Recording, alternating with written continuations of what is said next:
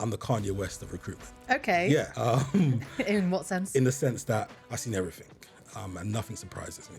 I didn't really see much role models around me growing up who aspired to be more than our community. There was no entrepreneurs. Prior to the acquisition of Tyler Roth to Bullhorn, they came to me and they said, look, Twain, you're really good at this thing. How about you set up an SI company? Interesting, I can do that. I was learning everything as I went, right? Frank, it's strong, it's powerful, it's London. Belford just sounded like money. Frank Belford brought it together. The dummy profile, Frank Belford, came up. I was like, who is this guy who applies for all of these jobs? Yeah, every job. We're everywhere. The amount of data recruitment companies have, it is very valuable. Think about it, you have NI details, bank details, passport details. Less established clients were not really worried because they've never been hacked before and see the risk as something that's not going to happen to them. Kind of separate yourself from the reality of it. And unfortunately, everyone's at risk. Every individual needs to be conscious of their data being stolen. Have you noticed any other, recruitment trends or tools that are up and coming? One of the things that we've been asked of a lot is, and I see a lot of consultancies deliver phenomenal systems, but the internal processes are horrible. You can teach AI to do anything. It will switch the tone of its voice to sound familiar to your voice. Wow. And that blew my mind. Now I have to inform my team about the situation. Yeah, that was a whole new evolution of scamming an interview I've ever seen in my life. I've given you my LinkedIn profile. Now you want my CV. I've given you my CV. And now we're having a conversation again about my employment and my education. It's like I'm doing this 3 times. This is boring. Ultimately, it's my responsibility. If something really fails and the consultant doesn't deliver, they're not looking at the consultant, they're looking at me. Twain, welcome to Talent Exchange. Thank you very much. So I have a backstage pass to your life. So tell us about who you are, what you've been doing, where you come from. Right, how far should I go back? Pretty far back? Not childhood maybe, Okay. but maybe professional experience. Professional experience. So I started life out as a business analyst for Harvey Nash. Harvey Nash, they was based in Mayfair at the time. So I was there for about 2 years as a BA, helping them evaluate their current CRM and doing some small projects with them. After about 2 years, we moved from Mayfair to Broadgate to the now Salesforce Tower. And after that, I left Harvey Nash and I went to the Impellum Group, working with some phenomenal people based in Luton, which is a lot different from Mayfair and Liverpool Street. So I was in Luton, driving up there 3 times a week. I was there as a Group BA, working for Gavin McNorth and Jason Reaney, IT directors there. And I loved it. We combined 3 really cool systems, 3 really cool businesses into one called Carbon 60. The back end of that is the whole team made ourselves redundant, pretty much, because we'd done such a good job that we was no longer needed, right? So we were made redundant at that point. And lucky enough, I was approached by another company called Arrows Group, parallel to that. So when I finished with Impellum on a Friday, I started at Arrows Group on a Monday. So it just worked really well. It's almost like fate just made it happen for us. So I started Arrows Group. I was there for 2 years. I changed. I was there as a senior business analyst. I changed some CRMs, payroll systems, back office systems. It was pretty cool. We won some, we lost some. Some ones went really bad, some ones went really good. We have to be honest about this and not pretend. But the bad ones were pretty painful, but we fixed it in the end. And then after 2.5 years at Arrows Group, I joined Empiric, phenomenal company based in Bank. And I was there as the head of business systems and head of IT. And we changed CRM systems from a legacy system to Talent Rover at the time, which is where Salesforce came in. The project didn't go great, but we learned it internally and we helped the Talent Rover team then to really evolve it and make it exactly what we wanted it to do. As a business analyst, I've always favored something that I call the final view. And the final view for me is just a personal aspect where I can combine front, middle, and back office in one place. It sounds complex, it sounds undoable, but in some systems like a Salesforce, it can be achieved. And Talent Rover at the time, the Salesforce platform will allow that vision to kind of come true for me. So I thought, at that point, I got the Salesforce bug, and I loved it. I fell in love with the thing. So after the Empiric gig, I joined Talent Rover as a contractor for 6 months. And I worked for them. I learned everything about the company, about Salesforce, what they do, what they didn't do, the team. And prior to the acquisition of Talent Rover to Bullhorn, we didn't know, of course, as resources, but the seniors did. They came to me and they said, look, Twain, you're really good at this thing. We need some SIs. How about you set up an SI company? I said, okay, interesting, I can do that. Listen, to start you off with, and this was Brandon and Kent at the time, who's the owners of Talent Rover. They said that, to start off with, we'll give you 2 big projects. The 2 big projects came up to 65 grand. And that was my first projects as Frank, by myself, with a laptop, implementing 2 giant clients. Why by yourself? Because it was just me. I didn't know who to reach out to, how to grow a team. I was learning everything as I went. I'm not from a business kind of background. My family wasn't business people. They were just normal working class people. So I had no idea, and I didn't really know where to turn. But I knew I was good at the thing. I knew I could do the thing. So I took on the projects, and I was like, okay, juggling both these projects. After 3 months, they both went live. I got paid. I was like, okay, what do I do with this money? What do I do with this money? And naturally, when you're not from money, you don't know what to do with it. So you spend it, right? You pay your taxes, you pay your bills, and then you spend it. So yeah, I went Harrods. I went Selfridges. I went mental, right? Oh, no. I went mental. And then after that phase kind of died out, I started to get serious. I started to say, okay, let's start to grow a team. So I knew some developers from India. I brought them on. I went from 1 to 5 really quickly overnight. We did some great work together, and then I brought on another one of me, the consultants, to the UK. Oh, nice. So there was 7 of us at the time, and then we expanded our office in India from 5 to 20 over a period of a week. Wow. And the rest is pretty much history.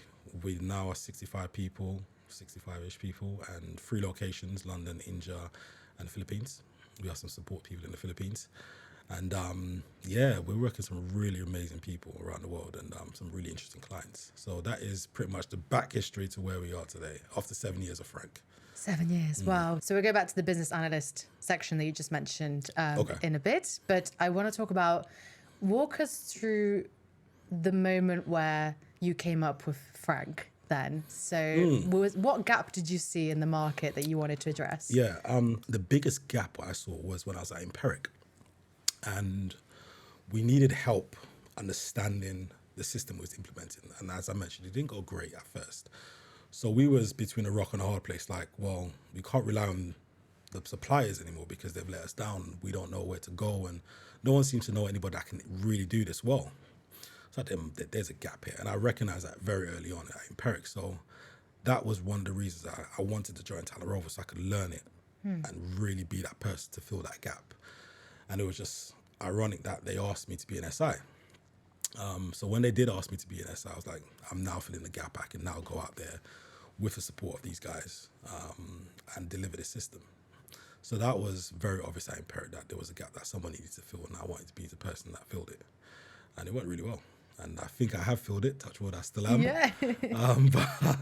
But yeah, it was a very obvious thing. I think Salesforce is one of those systems that it can change the world if you can build it. If you have enough money and imagination, you can build whatever you want on that thing. And any business from a process perspective contains 2 things: forms and process. Salesforce is fantastic at that. You can create forms, you can create process, so you can automate any business pretty much. So that's what I wanted to bring to the market and fill that recruitment space. And I know recruitment very well. I feel like I'm the Kanye West of recruitment. Okay. Yeah, I feel like I am. In what sense? In the sense that it's very uncommon for me not to know the thing. I've seen it all. I've experienced the highs and the lows. I've seen recruiters be, turn over 3 million billers to 10 grand billers. I've seen every process, to every billing type, to every invoicing type. I've seen everything, and nothing surprises me. And in all of those scenarios, we've built for it. We've built for customers who have those really crazy variables to customers who are very standard. So there's nothing we have not seen before. So when we have conversation with clients, it's very easy for me to put them at ease and say, I know what you're talking about. I know what you've been through. This is the solution. This is how it works. This is what we can do. Whether you want it or not, it's really up to you. But we have seen it. So you're not uncommon, and we understand your pain. We understand how scary this is, and where to hold your hand and make it happen. So, and that helps. That helps. It gives customers that ease of mind that they're not alone. And again, going back to filling the gap, this is why we do what we do. So it's a custom-based system for each client that you work with. It's not like a standard. Correct. Yeah. Correct. So the born for Salesforce system right now, we deliver a standard package, which is what we call Horizon package. And the Horizon package considers the standard born for Salesforce system. So you get search, you get parsing, you get all your standard recruitment stuff. But then we take it to the next level. So we have our products called the Frank products.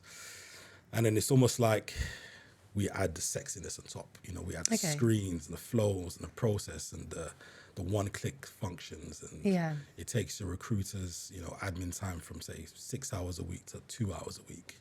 Wow. That's where we really get our value from customers. So and everyone's different. So everyone wants certain things. Everyone doesn't want certain things. Mm-hmm. So we try to tailor it for everybody. But we are incredible at what we do. And I'm very proud to say the team does a great job. And why the name Frank? Can you say it? Yeah, I can. It's nothing rude, I promise. Okay. So I've always liked names like Oliver James Associates. Yeah. I've always liked names like Michael Page, you know, and ironically we worked with both of them, which is fantastic. So I wanted a name that represented London. I'm from London, brought up in Peckham and then lived in Greenwich for a while. So around the area, Frank is a very common kind of South Bermondsey lad sort of name, right? Frank is strong, it's powerful, it's London. And Belford just sounded like money, right? Yeah, so it I does. thought Frank Belford, brought it together, and it just made sense. It just sounded powerful, it sounded strong, and I thought this could really make sense. And when I go to meetings, someone's always expecting an old white person to show up, right? Are you Frank? Yeah, I'm not Frank. Does that happen every meeting? Most meetings, yeah. The first meeting that I'm not going to say the client, but they were like, can is your boss not coming? Sorry. I said, my boss? I said, yeah, Frank, is he not coming? I was expecting him. I said, there is no Frank. He said, you what? I said, no, Frank is just a name I made up, but I'm the owner. He was like, oh, okay. And the way he looks at me was like, yeah, this feels sus. Like, am I being set up here? Sort of thing. And it was never my intention to create this kind of facade of a name of who I am. But it's almost like the Harry Potter stuff, right? You know, you kind of create this false J.K. Rowling sort of name to kind of get through the door. And then you kind of present yourself and now you can get the deal. It's kind of a little bit like that, but Frank does definitely help break the ice when I tell the story. And he always makes people giggle. But it's not an old gentleman. It's just me. That just came up with a name. When I first used Bullhorn and Salesforce and the dummy profile, Frank Belford came up, I was like, who is this guy who applies for all of these jobs? Yeah. Really, internally, I was just asking. I was like, who is this guy? He's amazing at everything. He can do every job, apparently. Every job. We're everywhere. Frank is, and you know, even now we're going for a rebrand. Yeah. We're going for a rebrand. We'll probably rebrand come May. And we're dropping Belford. We're just going to be known as Frank. And the reason for that is everyone just calls us Frank. I know there's Frank Group, Frank Digital. There's all these kind of Frank's names. Hot Sauce. Yep, Frank's Hot Sauce. And so I was a little bit skeptical about just being Frank. But actually, even when I speak to our clients and I go to the face-to-face meetings, they just call us Frank. And it just makes sense. So, yeah, we're just going to be called Frank soon. And that's okay with me. So hopefully now people get it and don't think there's another guy called Frank Belford somewhere. So yeah, just Frank, come May. And the rebrand consists of? The rebrand consists of new logos, new sites, new branding, new merch, new everything. We love merch. But everything's going to be new. It's going to be Frank, change the typography, the box logo, that's all going to be gone. Everything's going to be changed. I'm really excited by it. It sounds incredible. And you've come so far since being a business analyst, right? Yes, yeah. Did you ever think, like, when your younger self, did you ever think you'd get to this stage in your career? No, I didn't. I didn't. What I thought was I would just be like my parents, just have a normal job. And I didn't really see much role models around me growing up who aspired to be more than our community. You know, there was no entrepreneurs. You know, as soon as someone became a mechanic or plumber, they would move out because now they can afford to live in a nicer area with less crime and better society. And so I never really thought I could be anything more than the people around me, right? But I've always been a hard worker. I've always worked incredibly hard. So at 16, I had 3 jobs. You know, I was working in a factory, I was doing a night shift at the factory, a different factory, and I was working in New Look. I was doing a night shift at the factory, and then when I turned 17, I got a job at New Look, working weekends. I worked there as well. Yeah. I worked for one day. Really? Yeah, I hated it. Yeah, it's awful. I worked in the stock room, so it wasn't as bad. Oh, yeah. You had it. You had it good. I had it good. I had it good. So I was working 3 jobs until I was about 18, while still in college as well. So I didn't go to uni. Did you sleep? Not often. I slept enough that I could still make money. Okay. And not break Good down, answer. right? So I slept enough. So I'd go to college. As soon as I finished college, go to the factory, do the last bit of the day shift, do the night shift, wake up in the morning, and then the weekends do New Look. Wow. And I did that for And a was long it purely for money then? Purely for money. And I realized that I was really good at the thing. I was just good at processing, just picking things up very quickly. And then at 18, I applied for a job. My daughter was on the way. So you were a dad already at 18? No, I'm lying to you. No, I'm lying to you. Sorry. Sorry, no, I met someone at 17. Yeah. And she was different. She wasn't from the area. She was from West Midlands, right? But she made me see that things could be slightly different in this world. And I wasn't used to that. You know, for me, going to a restaurant was the Nando's, where she was showing me going to restaurants like a Nobu or Haki-san. I never really knew that sort of stuff, right? Oh. So she inspired me to be better, and I became better. And then at 23, my daughter was coming. And these times I'm still working 2 or 3 jobs, just doing anything I could. And I applied for Harvey Nash. And that's when I started my world in recruitment. So I didn't think I was going to be good at recruitment. It was just a job. I just knew I was good at systems. I knew I was good at process. And I knew I could change, implement change. And it just so happened I was really good at the thing, better than I thought. And I could just really pick apart processes and go, actually, you could automate this piece and this bit doesn't really work. And why did you do that? And I was okay with confrontation and challenging people. I wasn't afraid to say, I don't think you're quite right here. And the other business analysts in the team were a little bit more short-handed and would be like, okay, fine, if this is what you want, fine. I was a little bit more willing to challenge the kind of status quo. Yeah. And I think that helped really refine what they did and how they did it.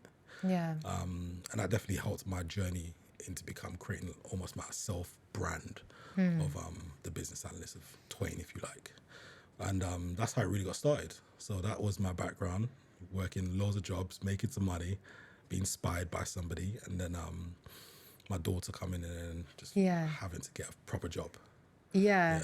And working 3 jobs is kind of like being an entrepreneur, right? You don't have 9 to 5. You have to work weekends. You have to work during your lunch. Like there's no real work-life balance as an entrepreneur, especially if you're passionate about what you're launching. You really believe in the product or the service that you're going to provide, right? Yeah, absolutely. I've always thought that, and in fact, I've always been taught you work hard, you're honest, and you have good values. So when I used to work these 3 jobs, I never really thought, I'm going to use this money and I'm going to travel and it was always just about stacking up and saving and stacking up and saving. And at 23, we had stacked enough money that we was able to buy a house, Oh, wow. So, me and my partner, me and my wife at the time was able to buy a house and put our daughter in this house for the first time, which is very rare for a couple of our age. Yeah. I was very proud of that, but all of that hard work really helped really helped us to get to that point. And with your business analyst background then, because it's quite unique having that background and then becoming a manager and entrepreneur. And managing 65 people and maybe growing to 100, right? Maybe next year. Talk us through about how the business analyst kind of mindset influences, you know, your business decisions or like how you run a business. That's quite interesting. Yeah, it's a very interesting thing. Now, I think I've got a really weird skill set where I'm very creative. So I used to, even before my daughter, I used to also do websites for people. So I started up doing like little websites on WordPress, right? So if someone wanted a website, I'd knock up a quick website and charge them £250, £300 for a website. So I was very creative. I knew Photoshop from college, and I've always been really embedded into that, the creative world of things. So mixing that with my business analyst side, it's like I'm using two parts of my brain. And I think that gave me the edge over a lot of things, even today when I'm doing strategic stuff for the company. So the first thing I look at is kind of the process, the workflow from A to B to C to D. What's the process? What are we trying to get to? And how can we break that down and see the kind of pain points of where the risks are? And then I use my creative side to go, actually, how can we do things differently? What technologies can we use? What people can we bring in to make stuff happen? Or what can we do ourselves to make it easier? So sometimes my team feels like I procrastinate a lot when I'm making decisions, but I like to really take my time and think about it. And I like to really map it out. So when I'm having a conversation with clients about certain deals, they tell me what they want in the system. And in my mind, I'm drawing it out. I'm piecing it together so I can see what it physically looks like in my head. And then I translate that to paper, or I translate that to the team. So it definitely helps make the process of going from a conversation to implementation a lot more easier for me. My team are still struggling with that in terms of they can't do it, but they're getting there. Some of them are very ones and zeros. Some of them are very creative and can't think ones and zeros. But I think for me, my business analyst skill just gives me the foundation of understanding a process, how to change it, how to adapt it, and how to really adapt to change, and how to help a customer adapt to change. That has been extremely beneficial for us, especially for me. Yeah. And with those two elements, being analytical and creative, what you were telling me earlier about what your team does every Monday, right? I thought that was so cool, so interesting. Yeah. My team, my research team, every Monday, they don't have to send it to me on a Monday, but they know I like to read it on my way to work. So they send me research about what's out in the industry, what they found, what certain trends are happening, what certain clients are doing, just so I've got enough ammunition when I'm going into these meetings, I can speak about it and I can really find sweet points of new technologies or new advancement. I can go, actually, that's really interesting. Maybe we could present that to a client, or perhaps we can have a conversation with these suppliers and see whether there's a partnership or we can integrate or something. And this just gives me and the team enough information that we know what we're talking about, even today in this new age technology. Yeah. It's always important to stay up to date, because the one thing I hate for myself personally is being asked a question and going, I'll come back to you, I don't really know. Oh. I don't, it makes me feel very uncomfortable. As a specialist, someone that you're potentially paying X amount a day for, I should know the answers. And if I don't know the answers, I feel very uncomfortable not knowing the answers. But that's a me thing. I know it's okay to say I don't really know. It's okay. But for me, I find it a bit jarring. But you have a research team, so they must give you a lot of information. They give me 5-7 pages every Monday. No images, no probably a line break between each paragraph. Yeah. And I've got to kind of sift through all that information. And I really just pick out the bits that really stand out from a unique perspective.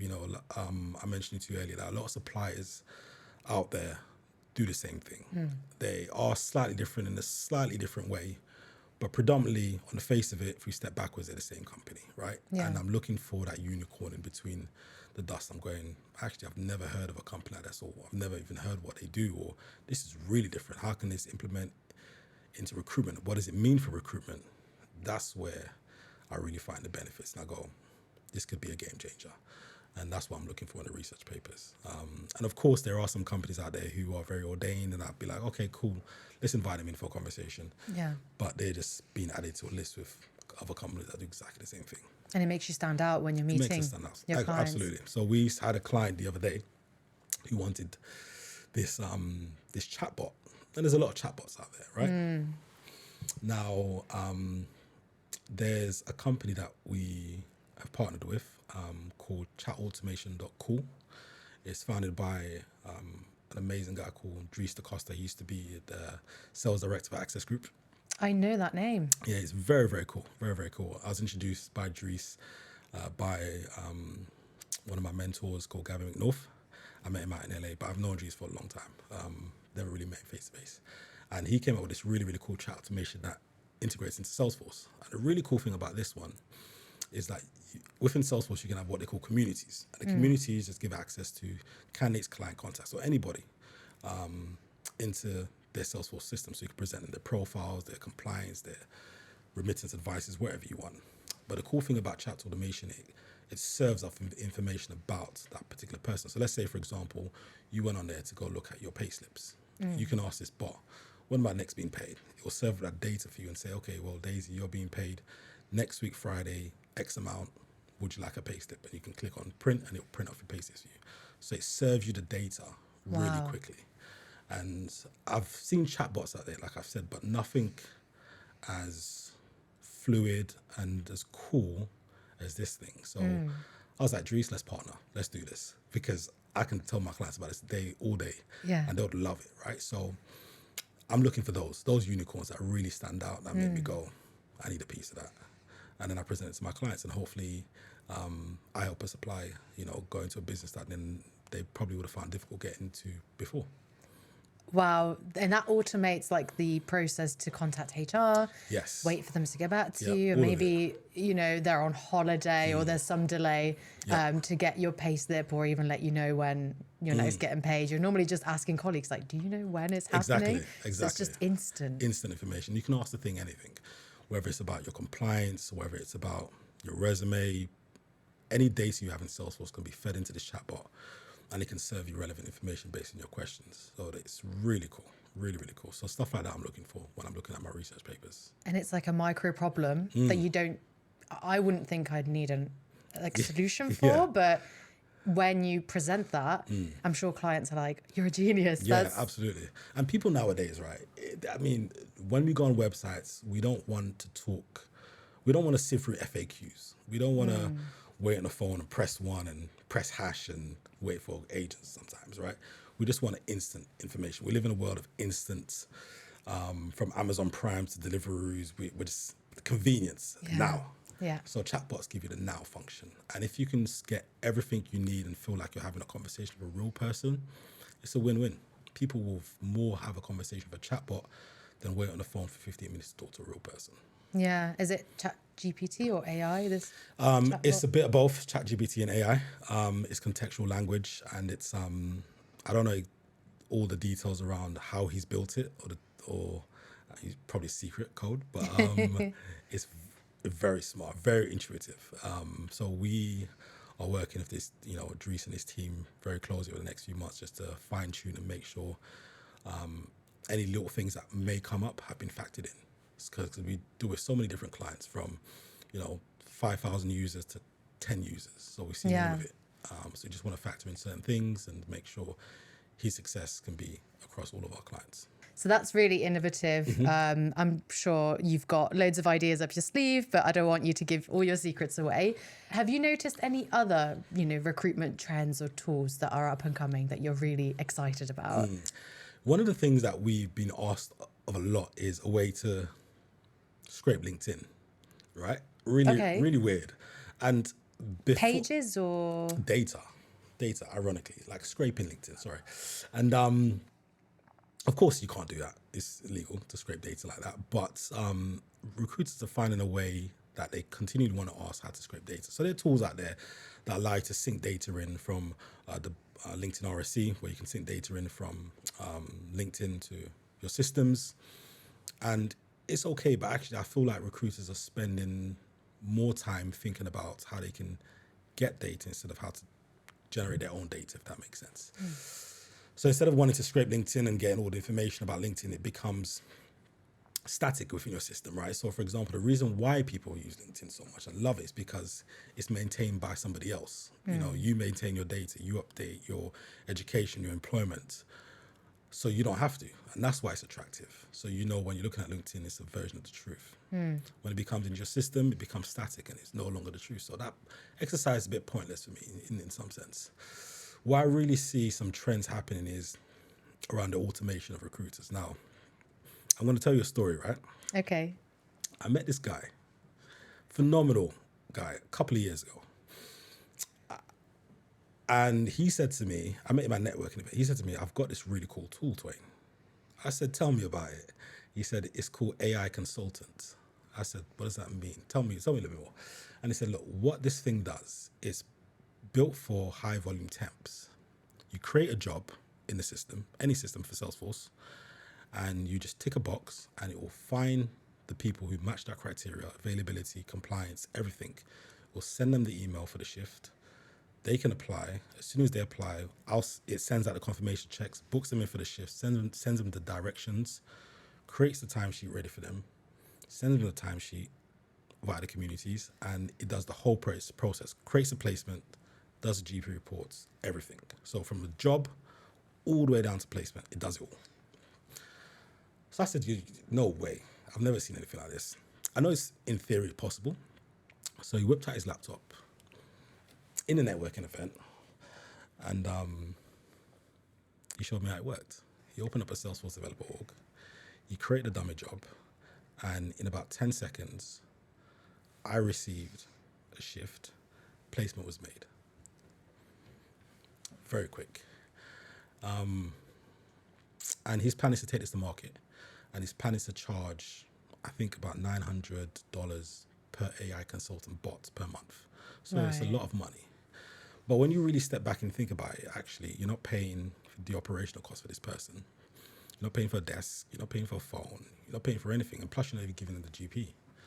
£900 sounds really cheap, actually, in the grand scheme of things. So if it does work, and this is using ChatGPT 4 and some automations, it'll be phenomenal for the high volume markets. It won't really work for, these executive search kind of contract relationship kind of deals, but high volume, where you have pickers, packers, and Amazon warehouse workers all day.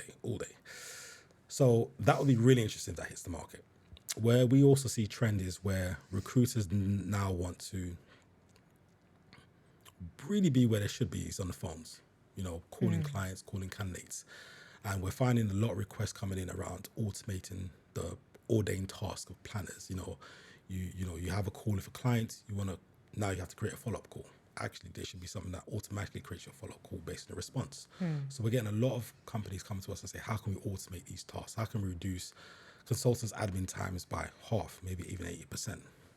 So that's where we're seeing a lot of effort being spent over the last at least 6 months of our team, automating it. And of course, ChatGPT coming in, we're getting some requests asking how can we have ChatGPT help our consultants, from writing up emails to writing candidate summaries to, CV specking. How can we use ChatGPT? And there are multiple ways you can do it, right? And I can go into a bit more. One of the biggest things we have seen is the request for interview templates and interview feedbacks. So, for example, if you send a CV out to a client, the client doesn't reply for 3 days, the automation will now pick up and send another email.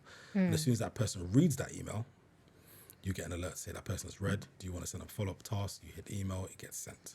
So all about automation is where we're seeing the trend. And it's going to be very interesting to see how far we can push automation. I don't want to ever make the consultant redundant, but it will come to a point if this AI consultant does become even more conscious that you never know what can happen. But yeah, trend is automation. That's all we're seeing right now. Yeah, it's what recruiters complain about. They want to automate the admin. Do you work with companies directly? Because I could imagine someone like Amazon wanting this tool to do it themselves, and that would eradicate the external agencies that help them place these positions. So it's bittersweet, isn't it? You're helping, but then it could also create a backlash, right? It could always create a backlash. We do work with some companies directly. A majority of our clients are recruitment clients. We have about 80% of our business is recruitment. 20% is Salesforce native. So that considers field service, e-commerce, government cloud, health cloud. So we do about 20% of that, which is all Salesforce native directly with the customer. Yeah. And those projects are complex, but very interesting, very interesting. So we helped a client during COVID implement Health Cloud. And they're a small pharmaceutical company, and they were helping to deliver vaccinations. So they had to track all of the vaccinations, all of the vials, all of the positive and negative tests. And they used Health Cloud to do it, to track their patients, to track who was coming in and what they were doing.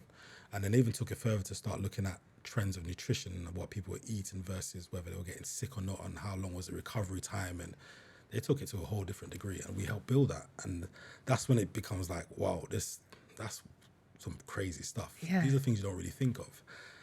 Another customer we worked with, they provide, they go to third world countries and they bring them to the UK and they provide courses for them.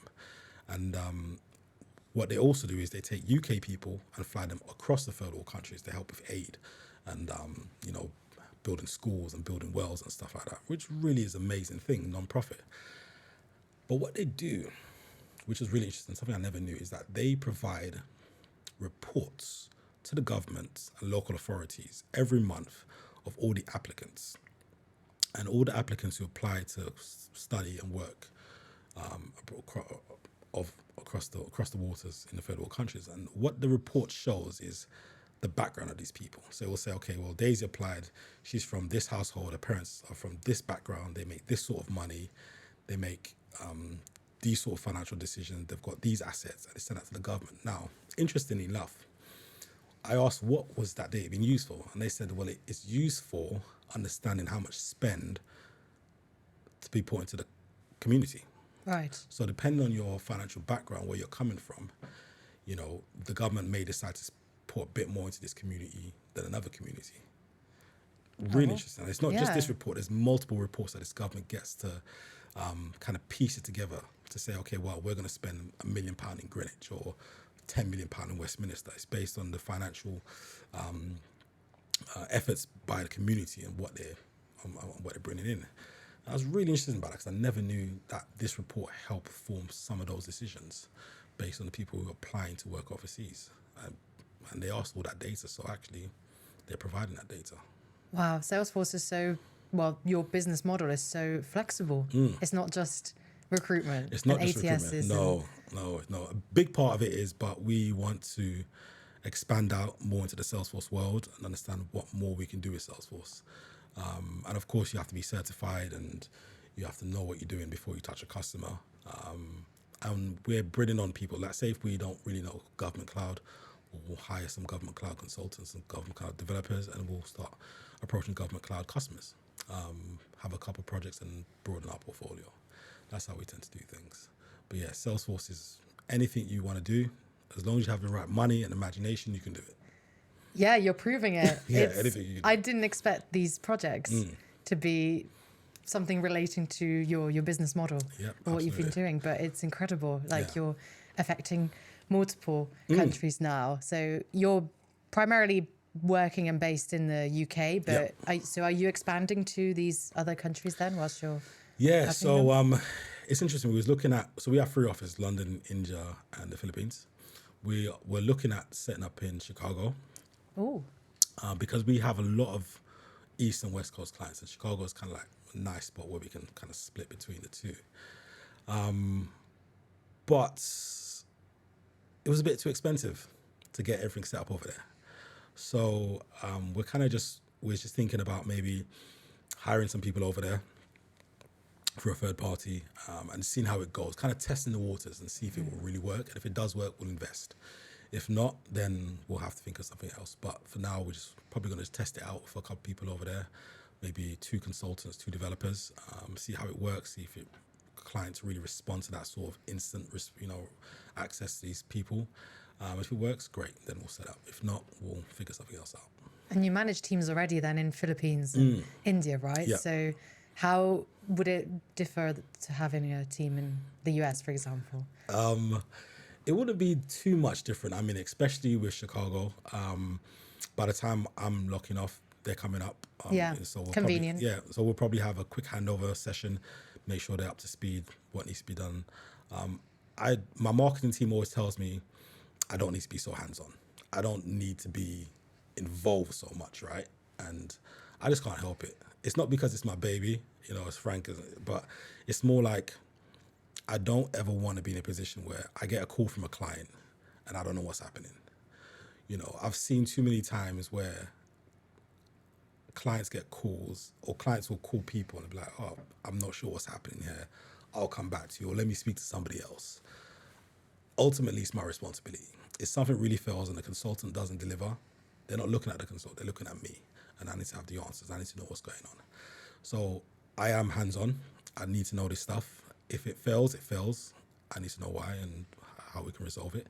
Else, we need to give the customer some money back. And I don't like giving money back. So I need to stay on top of it.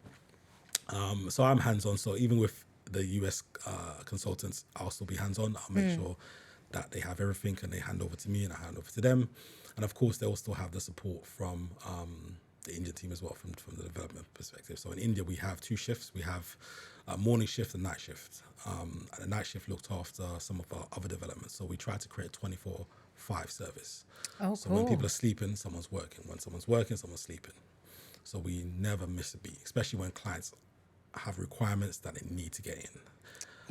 So for example, our health cloud service, they needed a change very quickly within 2 days. And it's something that would have taken us a week to build. Because of our 24/5 service, we could do it. So we put 3 developers on it. And after 2 days, we delivered it. So that's the part of benefits of doing that sort of setup. Wow, that's so impressive. Yeah, it's pretty cool. But you are hands off then, right? Because you don't go regularly to the Philippines. No, I don't go regularly to the Philippines. I'm planning to go back to India this year during this winter season.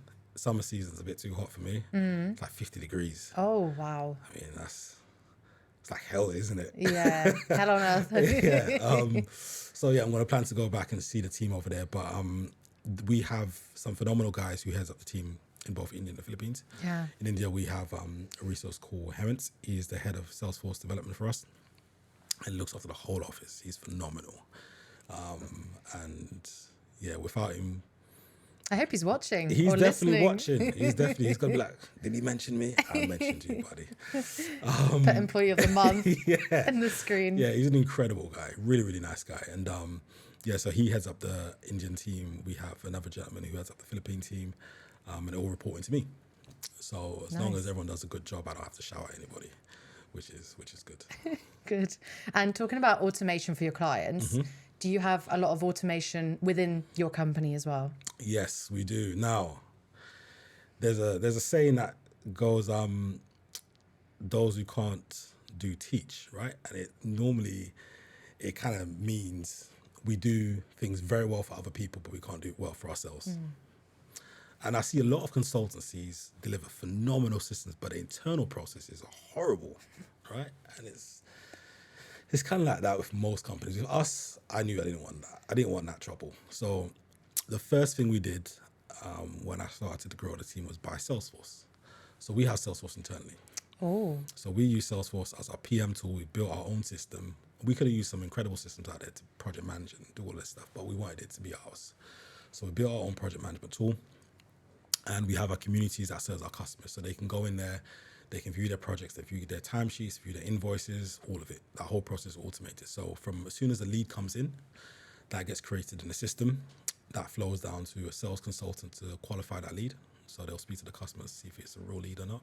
Then that'll go to the senior sales team to book in a meeting, have a demo, and have a conversation. From there, there's an automated process that splits up the requirements. So the consultant has to write the requirements with the solutions consultants. That then goes to the development team. It's going to be long. That goes to the development team. They provide levels of effort. They go, okay, this is 4 hours, this is 10 hours, this is 12 hours. Client reviews that in the community, signs it all off. They get the invoice amount and the effort amount. That creates automatically a project for them, resource planning, budget planning, risk analysis, all of it is automated based on a framework that we created. And then the project begins. And every day we have a scrum call and that project gets updated until the end. And then there's a handover piece and a whole different automation. But there's nothing that someone has to physically do from an email to then come out of the system. Everything's inside the system. And I wanted it that way because I didn't want to be in a position where I can't log in. I can log into the system and the information is not there. You know, again, we talk about control and being hands-on. Maybe I'm a control freak, I don't know. But I like to see that project's being done, where it's at, who's working on it, and then I'm happy. It just shows that you care and you're thorough. I care. I very much care. And I care about our customers. You know, it's not just about the money. You know, our customers are humans. They go through human experiences and they want something to work. You know, we have to be responsible for what we deliver, and we have to be responsible for how we deliver it. And it's very important to me that our customer gets the best experience. We treat every project like our last, so we have to go out in a storm. Yeah, and you told me before about the lovely stories with your customers as well. With our customers, yes, absolutely. Some of our customers are very important to us. In fact, all of our customers are very important to us. We tend to gather information from our customers about their personal sides. You know, during our conversations, we ask about their kids, their partners. You know, where they like to go on holiday and all that stuff. Because again, we're human. We have to have a relationship, and we capture some of that data. So we capture anniversary dates. We capture kids' names and their birthdays. You know. Because when we're reading through the notes, we like to understand who our people are, who we're working with, and what their kind of values are. And the story I was telling you earlier was that we had one client who we just met, and I was speaking to him, and I was asking about his wife and his kids and where he liked to travel to, and he told me about his anniversary. So I captured his anniversary dates on Salesforce, my mobile app, and a week before his anniversary, I had a notification come up saying it's Greg's anniversary. So I asked the marketing team to send him and his wife some flowers and chocolates, right? The day of his anniversary came. He didn't get anything for his wife. His wife showed up to the door and she found flowers and chocolates at the door. And we never really branded, say, from Frank. We just send it, right? Kind of anonymously. And he called me the next day saying, Twain, did you send us some flowers and chocolates? I was like, yeah, it was your anniversary, right? How was your anniversary dinner? He said, oh, I've totally forgot, but my wife took them and she thought I sent them, so thank you very much, right? I was like, okay. Yeah. And then the next day he sent me projects worth $250,000 that we delivered in about 8 months. Wow. Yeah, so these small things, these gestures go such an incredibly long way. You just have to really pay attention and listen, you know. Sometimes listening is all they need. And to listen, you have to be patient. And like you said, in a world where people want groceries straight away and they want information straight away, Yeah. I think that's translating into business as well. I'm sure you get tons of messages on LinkedIn. I get them too. And it's not even desperate anymore. It's just demanding almost that they want jobs from me or something from me to speak somewhere, for example. And yeah, I think it's translating now to the world of business, and it's not the way we should do things. It's not. No, it's really jarring actually, James. Like I check my LinkedIn in the mornings, my emails in the mornings, and I'll get messages like, hey, just following up. Hey, have you seen my message? Hey, just, you know, can you take a look at this? First of all, I don't know you. Second of all, chill out. You know, I've got 17 messages from you in the last 2 weeks. Yeah. Like, take the hint. Like, so that's really jarring for me. I don't really appreciate being hounded for something I don't really need. And I'm not a rude person, so I don't really say, you know, don't message me. Yeah. Come out my inbox. So I just leave it and hopefully they take the hint. But yeah, sometimes these hard sells, they really are off-putting. And I don't even know how some of these guys get deals because I don't even respond. I don't know about anybody else. So yeah, it's very difficult. I've heard about AI tools that send out messages to prospects with the same template, and it just changes the first name. Yep. So just spamming everyone with the same message. And I I don't know how that works. Yeah, that is. You can teach AI to do anything, really. You know, we had I had a call. One of my good friends, he works for this company that does AI. But what he does is very specialist. He creates AI conversations, right? So it integrates with voice systems. And I'll explain. You get a call from a random number. Hi. And this voice will say, hi. And you'll be like, okay, so who's speaking? It will recognize that you said these words and respond back based on the context of the cell. So it'll go, it's Sarah speaking from Windows R Us, right? And you go, Windows R Us? I've never heard of you guys. And then it will go, yes, we supply Windows in the northeast and west of London.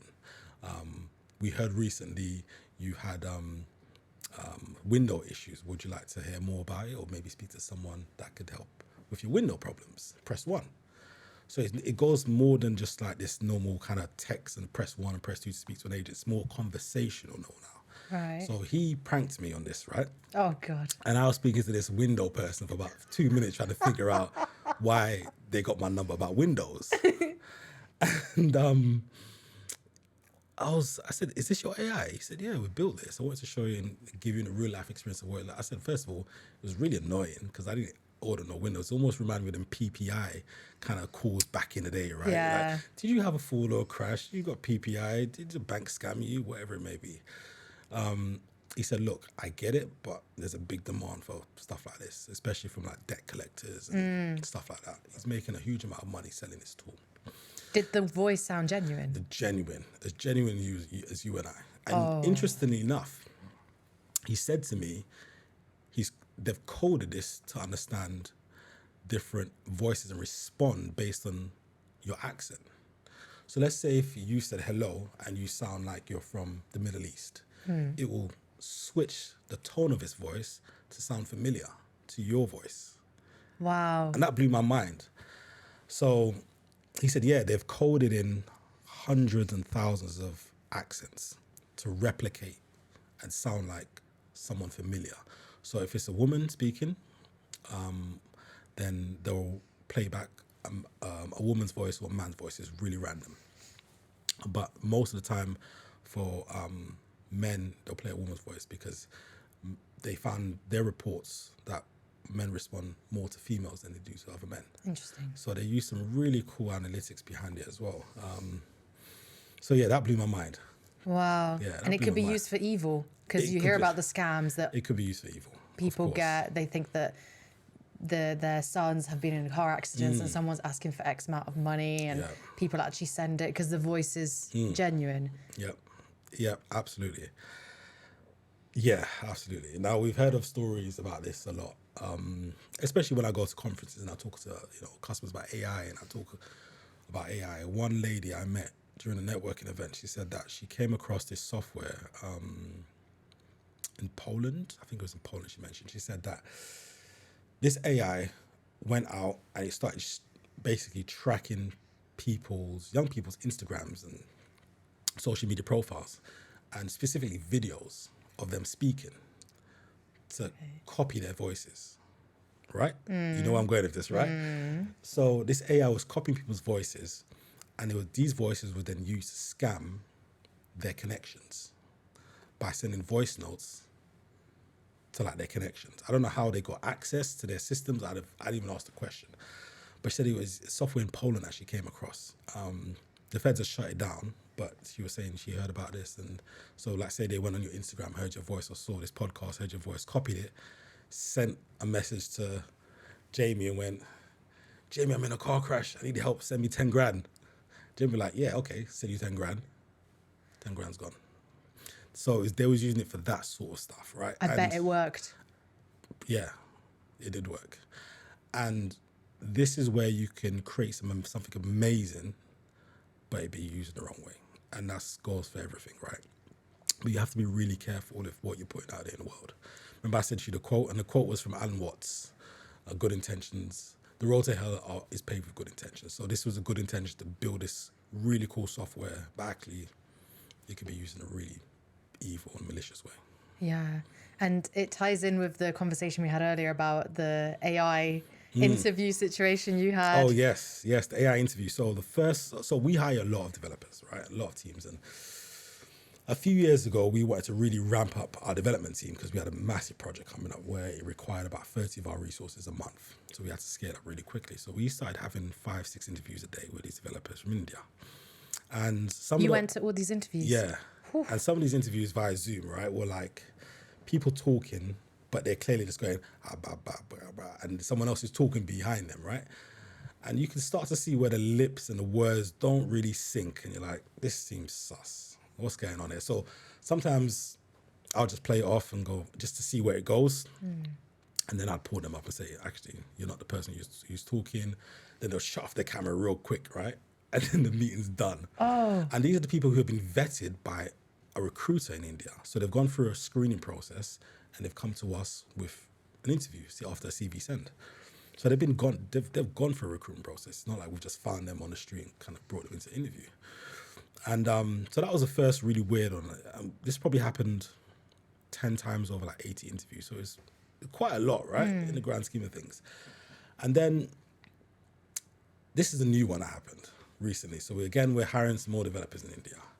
And this guy was going for a technical interview with me and my head of development. And he was saying all the right things. Spot on, bang, technical questions. I think this guy's a genius, smarter than everybody else in the business. And then it came for him to do a screen share. And when he'd done his screen share, he opened up the wrong tab and we saw that he was using some software like ChatGPT to write down the questions we was asking him. And then the voice was reading the words. So then when we realized actually what he was saying, he was mumbling as well, right? But it was just the AI reading it for him. And it sounded like him. He had an Indian accent. It was reading the words verbatim, all the right answers. And I was just like, he's smart. It was a really good try though, but it's a good thing we found it because we'd have hired him and we'd have been screwed. Yeah. You know, we'd have lost a lot of money because he's coming as a senior person, something like 75K a year. So yeah, we'd have been screwed. So I guess people were phone screening these people and not realizing that it wasn't them talking. Yeah. And this is important because every time we do an interview, it has to be a video interview. You know, we have to see your face. So sometimes these guys get nervous and someone else is talking and they're trying to, you know, find different ways to pass the interview, and it's just really not okay. But that was a whole new evolution of scamming an interview I've ever seen in my life. Very creative, give him his props. He was almost there. We would have given him the job if we didn't see that screen. But it's just a scary place to really trust who you're speaking to, what they're telling you, because what is the truth now, right? Because if we didn't see that screen, we'd have thought he was a superb architect that could develop anything because he had all the right answers. And nowadays, you always hear these stories, even with videos, this could be unreal, right? Yeah. With this kind of, there's this app called Snow. I'm not sure if you've ever heard of it. No. Snow is an app that you can change whoever you want to be on your face. You could look like Nicolas Cage if you wanted to, right? Oh, right. Maybe tomorrow. Maybe. And you can record a video and it will just like a Snapchat filter, you could be Nicolas Cage for the day. Is it convincing? Very convincing. It is phenomenally convincing.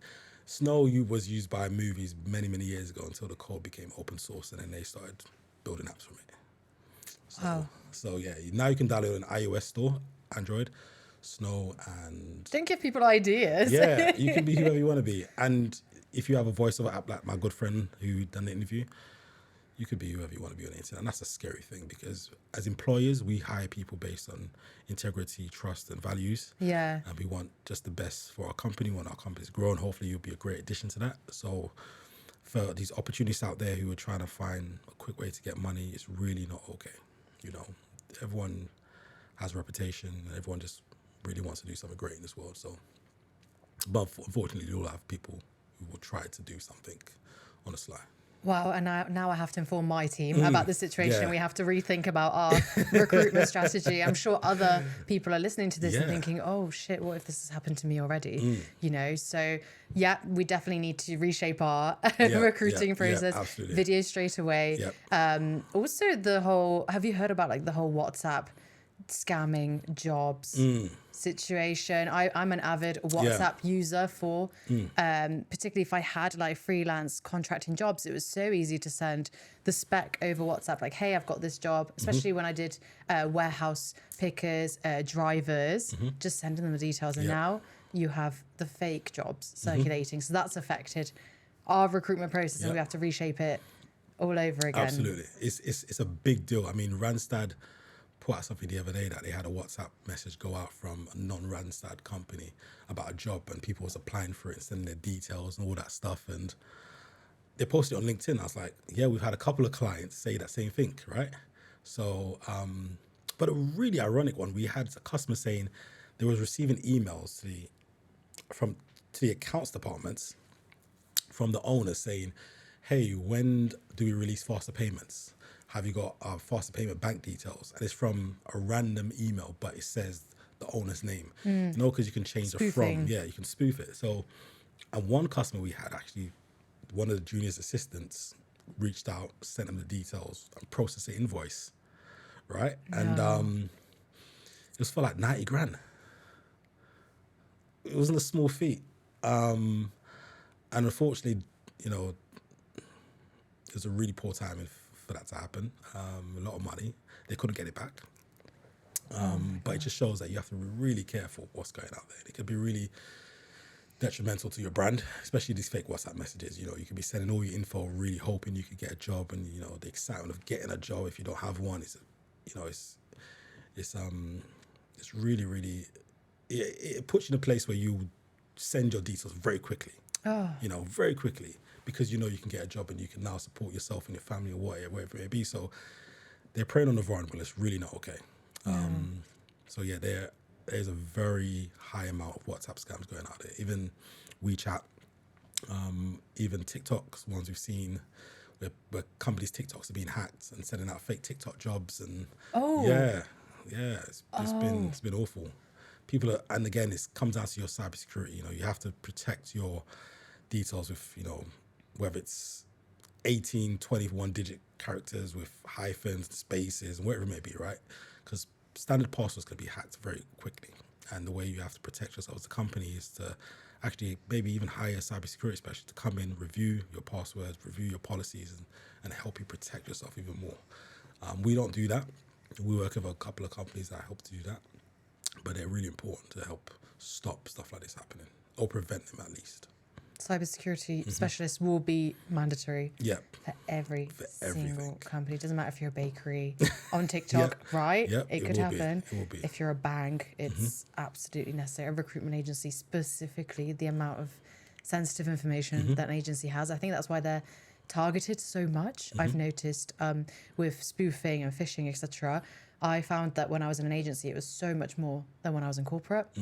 Very interesting. I think just because of the load of freelancers and candidates and clients' information that they have, and they normally have big teams of recruiters, of juniors, it's, I think, really easy to target someone vulnerable. Very, very easy. And the amount of data recruitment companies have, it is very valuable. Think about it. You have the whole name, you have the address, you have their previous employment, you have their previous education, you've got their resume if you can get it. If they've gone through compliance, you've got potentially NI details, bank details, passport details. You've got a whole person there, right? Yeah. To sell that piece of information, one record, that could be worth at least £2, £2.50 for one record, let alone having hundreds of thousands or millions of records at that value. Oh, wow. So it becomes very interesting when you start to step back and look at the scale of this thing. You know, we just done a project with Morgan McKinley, Ireland. Very good company, amazing company, great project. And they had over 1 million candidates, you know, and they've went through they've got a privacy department, and their privacy department is very specific about data. If the data's in there, there's a problem. So they have to split it out. So they've gone through the process of make sure certain information is not in all the places it should be. So it's outside the system, it's in the system sort of thing.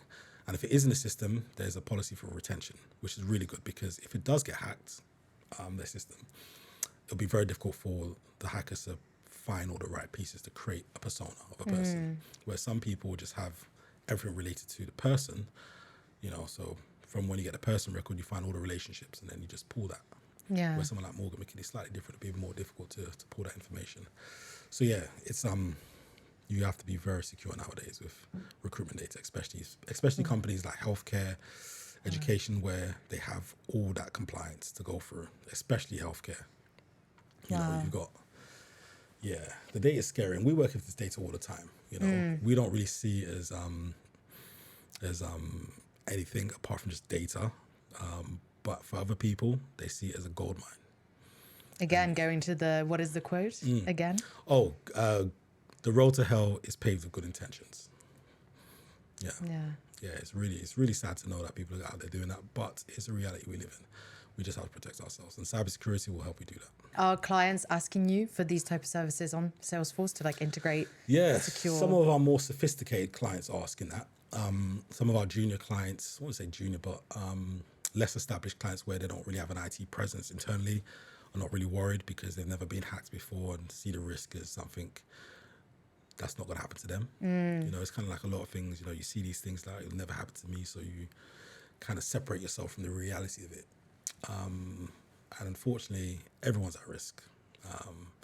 So I try to lead them into those conversations during our consultancy, saying, you know, when you set up Salesforce, make sure you have a high level encryption of your password, make sure you reset every 60 days. It's not a previous password, and it's not a password you've ever used before.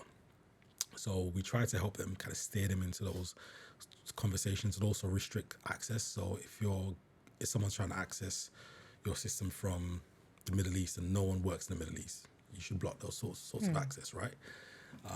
We have those conversations, but they're just like, it's never going to happen to us, Twain. We're not spending our money on that. Cool, but I have to let you know, be aware of the risks, because of course we won't be doing our job if we didn't tell you. So it's difficult trying to talk to some of those clients about it. Other clients, it's a dream to have a cybersecurity conversation. Like, yep, let's do that. Yep, let's do that. Yep, let's bring this consultant in. Let's secure our stuff. Let's encrypt our stuff. Let's really make it proper. And I think people underestimate the value of recruitment data. Like I was saying earlier, they don't really see it as, you know, they think if someone's going to hack someone, it's going to be a bank, or it's going to be a credit union, or an individual. Not an individual. Yeah, I mean, you have no idea what these guys are out here doing. They're doing a lot of stuff. Yeah. So everything's worth something. Just depends on what you want to sell it for. Exactly. LinkedIn had a huge breach like a couple of weeks ago, and I was just going around, messaged everyone I knew, because I'm a LinkedIn hussy. I'm on there day and night commenting and getting more followers and it's connecting with others.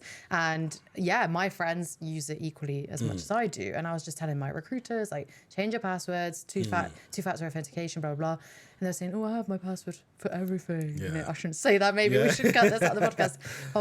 It will never happen to me. And I was like, you are a target. People like you who don't change it, and they can access your profile straight away. And you talk to candidates as well, they're going to think it's you because you have that report already. It's the perfect opportunity for a hacker.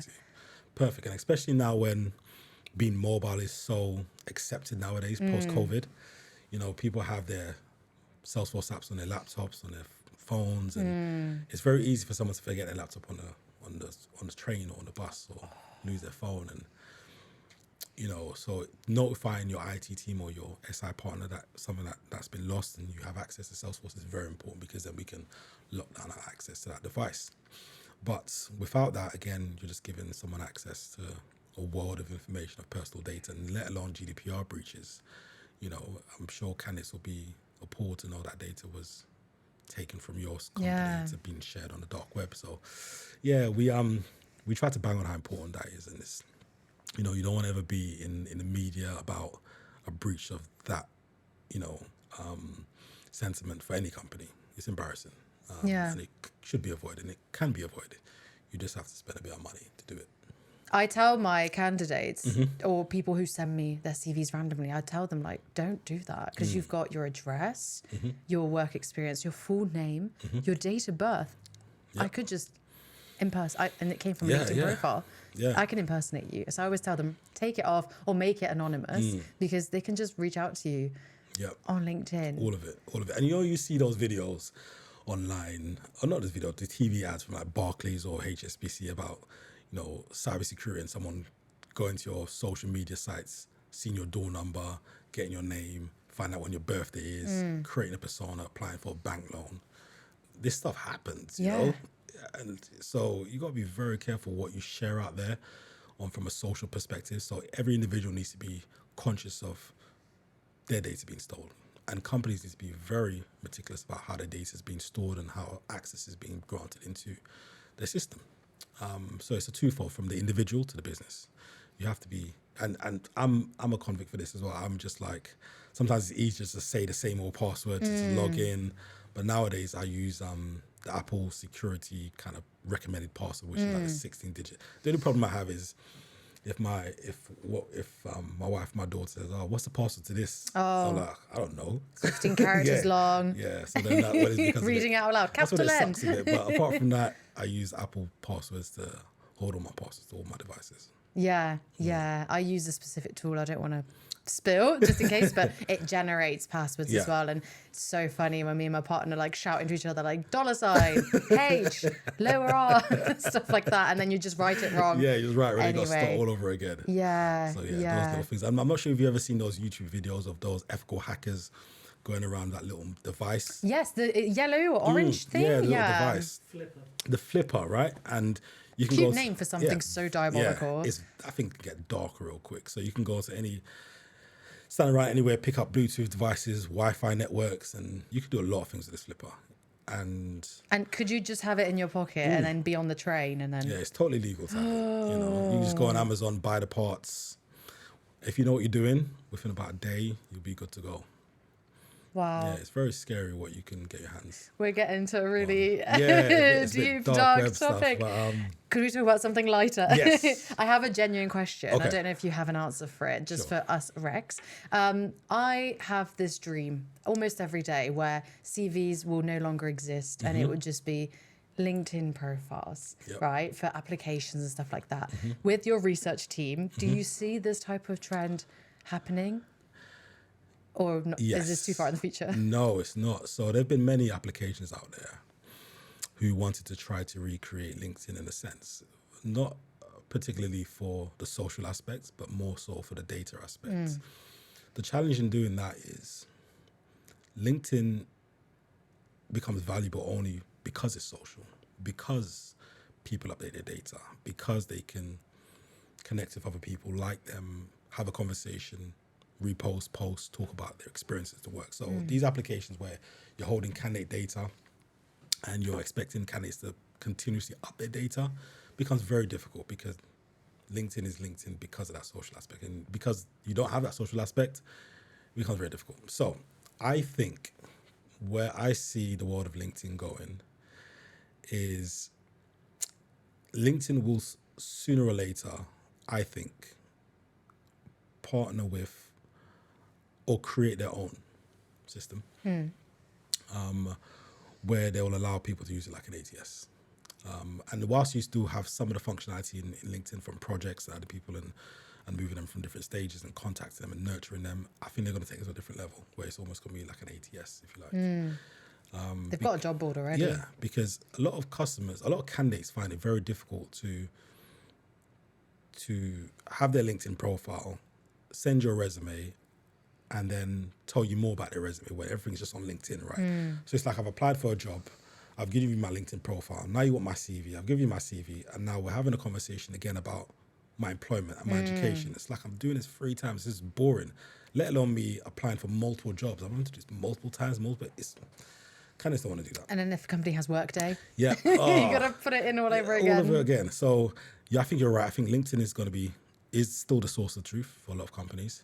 And no database currently right now is as active as LinkedIn from an update perspective, because no one isn't really updating the data, so it becomes static very quickly.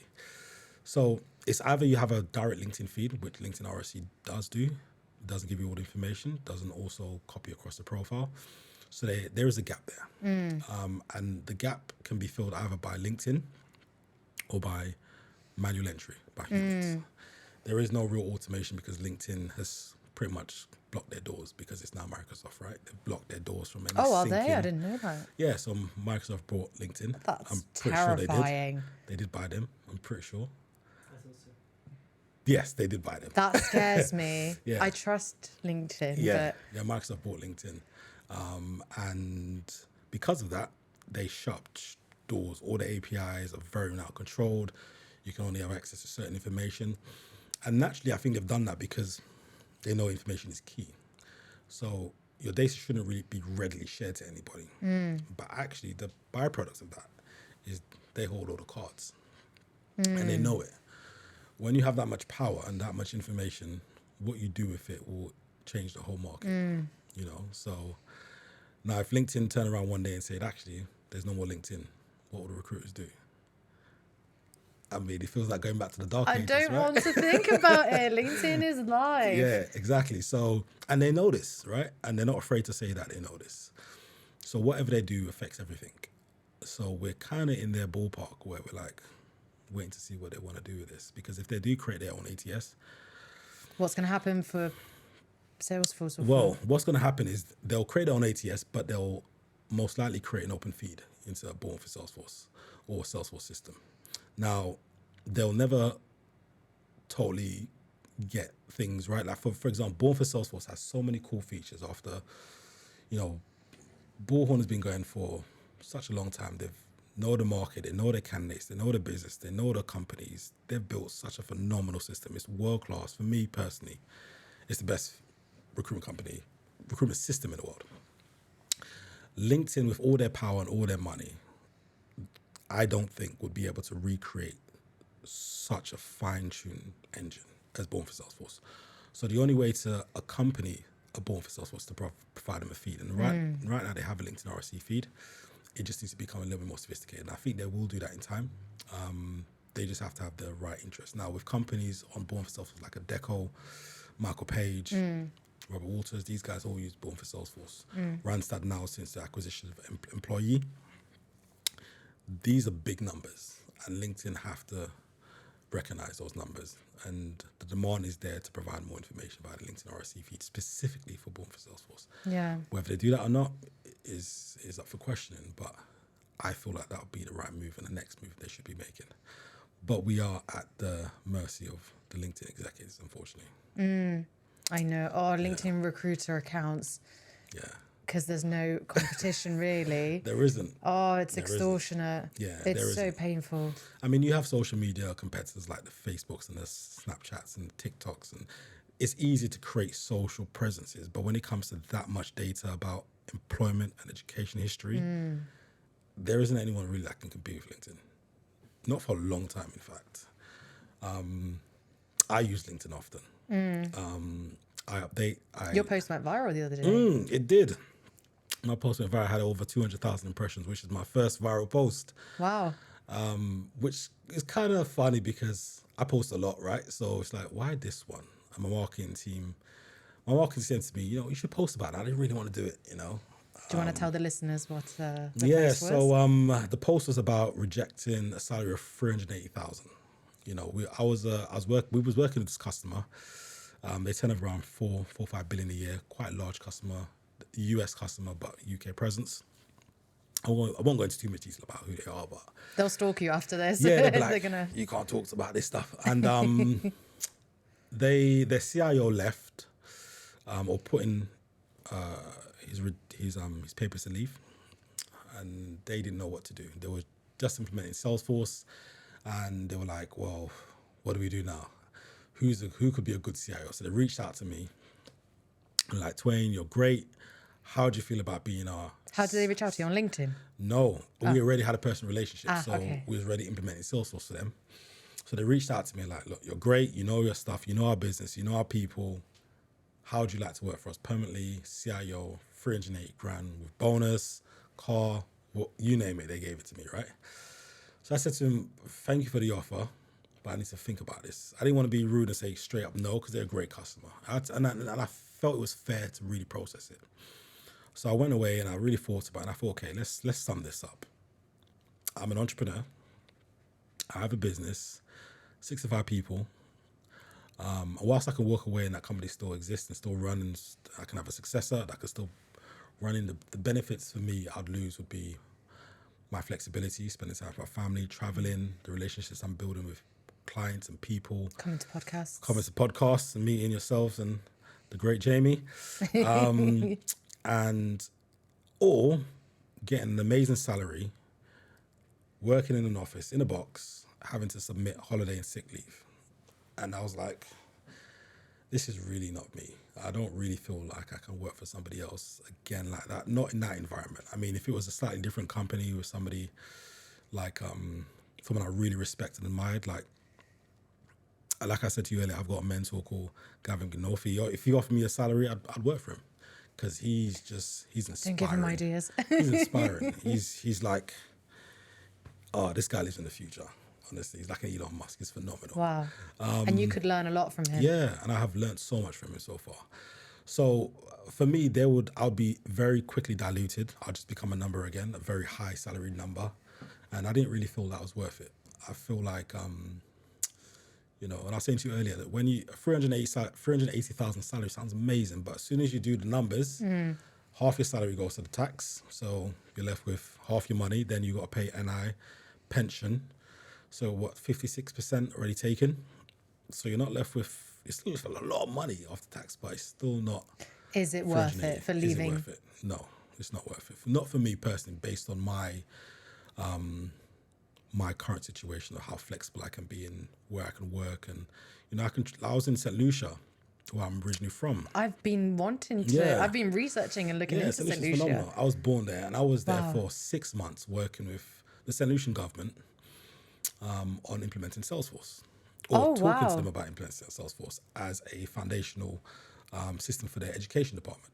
Now, being there for 6 months, I was working, but I was working on the beach. I was working in a cabin. I was seeing everything, and I was flexible, and I didn't have to think about the stuff that you would normally think about when checking you're employed. in, telling them where you are. Exactly. So that for me, that lifestyle change was a bit too much to ask for. Now, if it was a different company, like I said, I'd probably consider it a little bit more harder. If it was something that I felt could really be beneficial for me, and of course you can negotiate these things, I just felt like that company specifically would have been the wrong choice for me. And I don't leave Frank, not yet anyway. Not Frank. Not Frank. Sooner or later we'll probably sell, but that's a long time from now. But this post went viral. People were triggered. Yeah, people were triggered. People were like, why are you talking about so much money? And people are not from that money. And look, I'm not sitting here saying that I get it. I'm not from money, I grew up poor, like most people. When you don't have dinner money and you got to ask your friend for a sandwich, that's sort of life, right? I get it.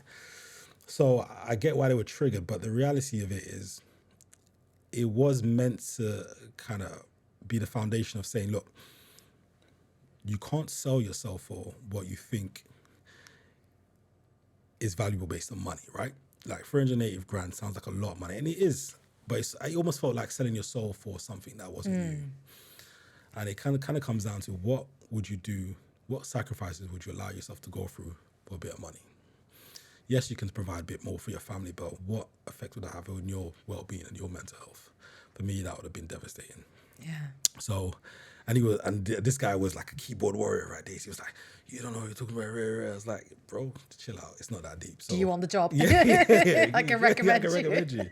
Like, but if you know, and again, it's like, if you're worth that salary, and I was saying to him, look, it's very subjective. If someone is worth that salary, like a trader, a banker, who's on something like $500,000 a year with bonuses, if that's a normal salary for you, 380 grand is cheap. So it's very subjective to certain people in certain roles. Now, if you're on a 500 grand level, 380 grand would be insulting. But if you're on a 300 grand job, 380 grand, would be like, oh, it's a nice lift. But if you're on 50 grand and looking at 380, you're like, wow. Of course. Like, so it's very subjective based on your level. And if you've reached a certain level of leadership and salary, it becomes a different conversation. So I'm not trying to insult this guy, but I don't feel like he was anywhere near that salary. And, that's probably why he was so triggered, bless him. But it was a nice thing. For aspiring entrepreneurs, if you could go back to younger Twain, with your experience that you have now as an entrepreneur, what advice would you give him?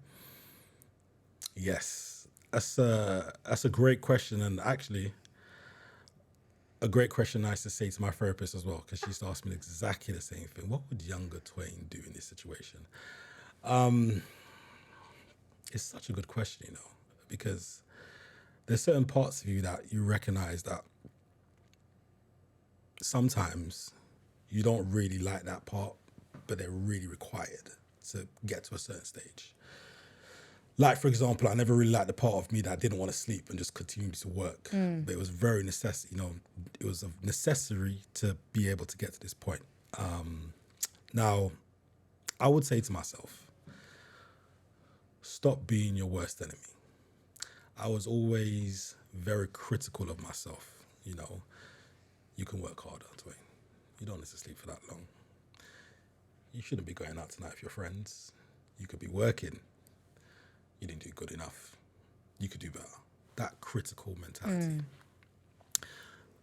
But as I mentioned, that was required for me to continually push myself to be better, to work those extra hours, to get a business analyst job without really doing business analyst and going, I can do this. And stand in a room with board members and demand their presence and speak to them and show them that I know what I'm talking about. That for me was incredible. I used to always watch. We used to have the saying back in the day. It used to be stop watching faces. And what that meant was you'd feel anxiety by speaking to CEOs and CIOs and it's like board members. You'd feel like quite shell shocked, like shy almost. And I'll tell myself, stop doing that, because actually they're just human beings. They make the same mistakes as you, and they're just normal, right? So just speak how you speak and be who you are. It was very early on in my career that I started to become someone I wasn't, based on familiarity, because there was no black faces around me. So I started becoming someone different just to fit in, right? So I tell myself, you don't have to do that. And just actually be the best you can be, work hard, listen more to your mentors around you, be more patient, and stop being critical. Because it's very easy as entrepreneurs, we overthink and we go, I could have been better. I should have done better. Damn, a spiral. I didn't win this deal. Wow, what did I do wrong? But the reality is we win some, we lose some. It's part of the game. It's almost like cops and robbers. When the cops catch the robbers, they can't really complain that they got caught. You're a robber. That's what we do. So it's part of the parcel. You have to accept the good and the bad. So that's what I would say to my younger self. Stop being so critical. Be more tentative and just be yourself, because it works. Solid advice. Just one last thing, maybe, because I'm relating to that. It comes with like the analytical mindset as well, that you're looking at data. For example, with the podcast, I look at the trends, at how many clicks we get, how many watch hours we have, and I get really stuck. I get really drawn to that. I'm obsessing over it, and then, like you said, you become your own worst critic. So it's just about, it's not healthy for you in the long term. It's really not healthy. You just have to take it for what it is, and actually, maybe Jamie should take away the access from you.